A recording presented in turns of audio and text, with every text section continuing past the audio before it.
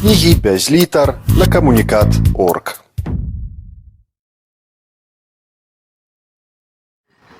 Мы мяняліся шкарпэткамі і дыскамі, а яна любіла абаперціся аб мяне, быццам я яе персанальная тумбачка. Яна была высокай, з кароткай фрызурай, поўнымі грудзьмі з шырокімі смочкамі, а я патлаты і з рэдкай барадой. Мы адно аднаго моцна кахалі, асабліва ў ложку, бо я заўжды ёй казаў, што менавіта ў ложку мы з ёй аднолькавага росту. Але на публіцы мне падабаецца, што яна такая высокая. Я любіў, калі яна хадзіла на абцасах, тады яе рост перавышаў 2 метры, і яна выглядала недасяжнай нават для мяне самога. Людзі любяць ацэньваць мужчыну па ягонай жанчыне, і моя жанчына рабіла з мяне касмічнага мужчыну.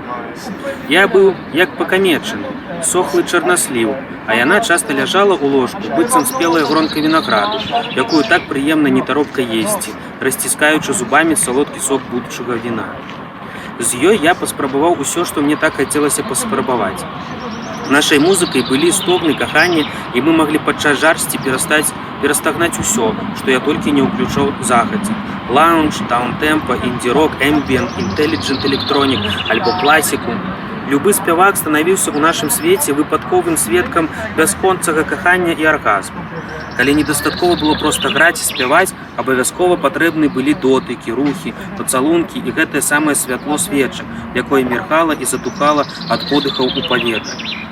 Так, я не перабольшваю, калі кажу, што паспрабаваў з ёй усё.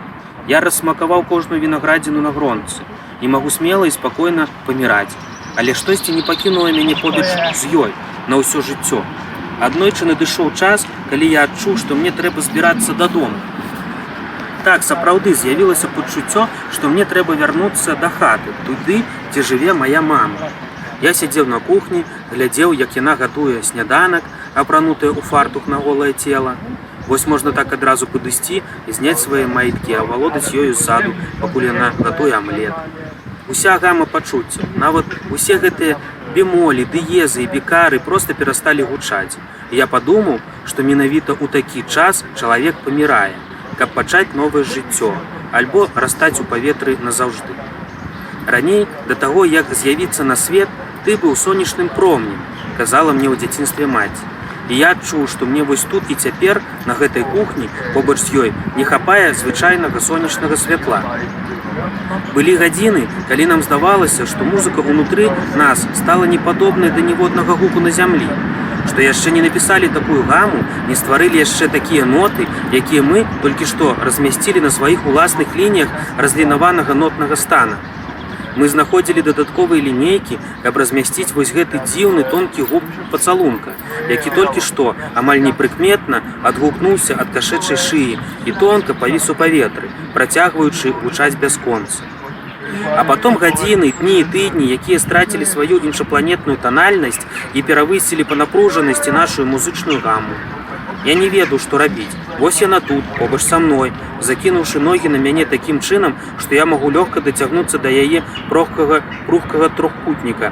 Ляжыць, паглядае ў столь і распавядае мне пра планы на жыццё, што нам абавязкова трэба ў гэтым годзе трапіць у гарачую Іспанію, альбо ў смачную Італію, альбо, што было б самым фантастычным, кахацца на сонечным пляжы, на самотнай выспе на Балі.